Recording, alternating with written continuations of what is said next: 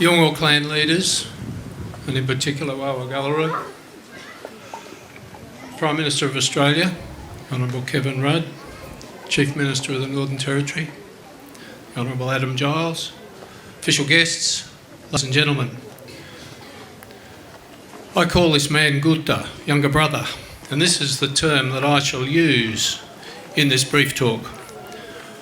And I want to tell you another brief story from the past. 31 years ago, in the staff room at the Yirrkala Community School, or the Education Centre it was called then, there was a circle of lounge chairs. These were occupied by the non-Yolngu teachers. The Yolngu staff, called teaching assistants at the time, sat on the floor behind these chairs. There was only one qualified Yolngu teacher, no Yolngu senior teachers, no school council. There was a bilingual program as a result of the wonderful work of an older generation of Yolngu, with the likes of that outstanding pioneer of bilingual education in the Northern Territory, Beth Graham. Back then, authority and control was in the hands of non-Yolngu educators, with non-Yolngu ideas about how Yolngu should be educated. The voice from the community, however, was getting stronger. The Yolngu leadership wanted change to match their community development objectives, for their young people to fill the jobs in the developing homelands at Yirrkala, Gunyangara and in Nhulunbuy. The message was clear then, and it's clear now. Education must give their young people the same life chances as all young Australians, but not at the expense of Yolngu cultural traditions. They stressed culture must be the foundation for education programs. Now, do not be mistaken here. Leaders want proper secondary outcomes, not some watered down program that would leave their young people behind other Australian kids. This is the time my Gutta, who was working as an assistant principal at Gulliwinkle, came home to Yirrkala. He had a bachelor's degree from Deakin University, and he had authority from his clan leadership and from the other great Yolngu leaders of the time. He had a job to do. So under the guidance of his cousin, Mr. Wali Wunamura, Dalawingal clan leader, he became the linchpin and leader of a massive transformation of the Yirrkala school. Now, this reform was built on some key principles, all involving partnership. First, the school would be controlled by Yolngu through the school council and an action group, and under the umbrella of the Northern Territory Department of Education, with the right to choose staff and deploy them. This historic first key partnership was struck with the then Minister for Education, Darryl Manzi, and the Secretary of the Department, Jeff Spring. My Gutta led the way. Second, all staff would build their teaching skills with their goals and personal pathways made clear. For Gutta, it was to undertake a shared principal role and then take over in 1989.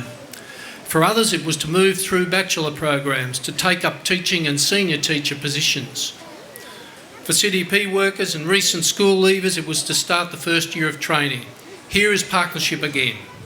Partnership between the school, Bachelor College, Deakin and Melbourne universities, between the school leadership under Gutta, Wali, the late Dr. Marika and clan leaders, between Yolngu and non-Yolngu staff. Third, we would all concentrate on quality teaching and appropriate curricula, continuing the bilingual program at the Central School and English programs in homeland schools. We would learn from each other and be clear about the job we were expected to do. A both ways philosophy would guide all our work. My Gutta led the way. Fourth, we would build relationships with TAFE providers, universities, local employers, Yolngu organisations, government agencies, the mining company, and create pathways to work and further study. My Gutta led the way. And fifth, our workplace would be a happy learning place for all, where genuine partnership, culture, tradition and both knowledge systems are acknowledged and respected. My Gutta led the way. There were hard times. We in the mainstream world do not relinquish control easily. There was fierce opposition to the Yirrkala reforms from some staff within the Northern Territory Department, from other principals who thought Gutta was getting an easy ride. There were suggestions someone must have written his assignments for him. He responded to this insult by producing a long assignment in Gumach. Some said, why should Yirrkala be treated differently to any other school? And anyway, without evidence, they said the bilingual program doesn't work. There was no learned helplessness here. Yolngu took charge. Now, did all this work? Yes, it did. The graduates of the school from those days can be seen in leadership positions everywhere. For example, as CEOs and directors of Yolngu organisations, as trained teachers, as senior rangers and environmental managers, managing their own tourist ventures, leading visual and performing artists, and of course leading authentic, productive lives locally and away as parents and grandparents, and taking on traditional leadership roles. For those who suggest there are no role models around for young people, consider my Gutha and have a look around. My Gutha was an outstanding and visionary educator who continued his work through the Yunupingu Foundation and as an internationally renowned musician. He inspired us, mentored us, and marked out the way forward. It is important to remember in this story I've just told that he did not work alone, and we should in our work remember the Yolngu advice of Yakagana, never alone.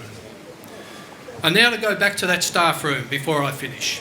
What a different place. There are confident, skilled Yolngu working alongside their non-Yolngu colleagues at all levels. Times are difficult now, and there are many challenges, but Gutha's work should continue to guide and inspire us. To Gala Yalme, the girls, the Gumach family, Joan and I, Jono, Ben, Kelly and Fleur, offer our deepest sympathy. Our thoughts and prayers are with you. It is with great sadness I say farewell to my dear friend.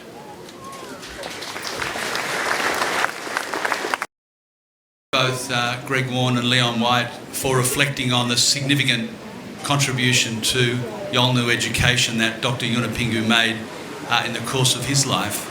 I'd now like to ask Dangal, beg your pardon, Dangal, Guruwiwi, to speak on behalf of the Yothiini Foundation. Thank you, Dangal.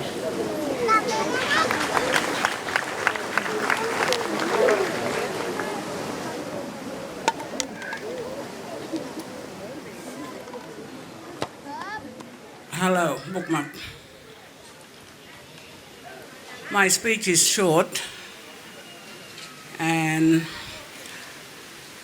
later on I'll invite Dr. Yunupingu's Mother Clan Nation to perform. He started the Yunupingu Foundation in 1990. He went to a great trouble to include clan leaders from all the clan nations in the immediate region. He had a vision for putting back into his community for maintaining culture, looking for pathways forward for younger generation.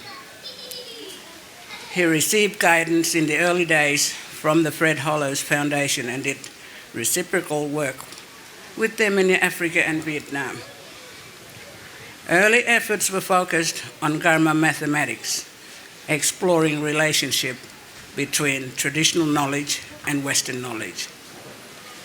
By the late 90s, the YYF had gathering of interesting people at Kurkula to discuss ways forward. That was the beginning of Garma Festival. The festival grew to become the most important annual Indigenous cultural event in the nation. Its annual key academic forum covered topics such as education, health, and Indigenous cultural knowledge. Under his direction, the foundation was involved in a suicide prevention program and built music recording studio. With family members, he helped to run an important cultural induction program for all the mining company employees during the 3 years of community upheaval as the mining undertook major upgrade, bringing thousands of new workers to the community. He then resigned, but he continued to work for his people through the PACE program, producing a number of radio programs In Yulngomata, he also acted as a cultural advisor for the spotlighting attendance, Ral Manapan Meri program until the end. So I encourage, especially the youth Yindi, Komat youth Yindi, to stand up together and to carry on the legacy that he has left. Thank you, and I would like to invite Mother Clan to do a little performance for our Yoto as well as Papaji together, a tribute for Mari Ka girls.